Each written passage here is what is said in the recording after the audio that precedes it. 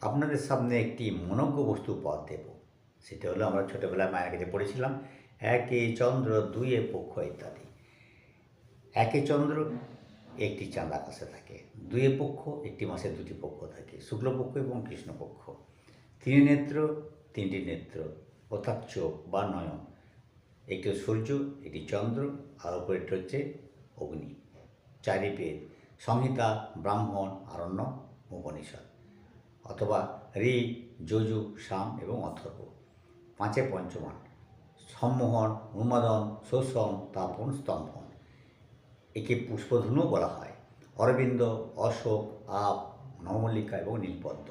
ছয়ে ঋতু, গ্রীষ্ম, বর্ষা, শরৎ, হেমন্ত, শীত, বসন্ত।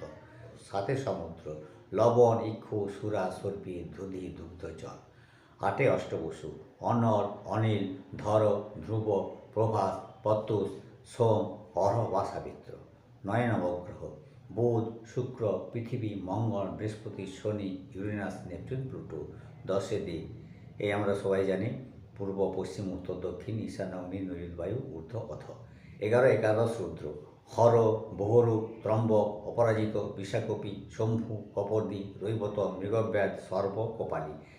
দ্বাদশ আদিত্য, ধাতা, মিত্র, অর্যমা, রুদ্র, বরুণ, সূর্য, ভগ, বিভূষণ, পূষা, সবিতা।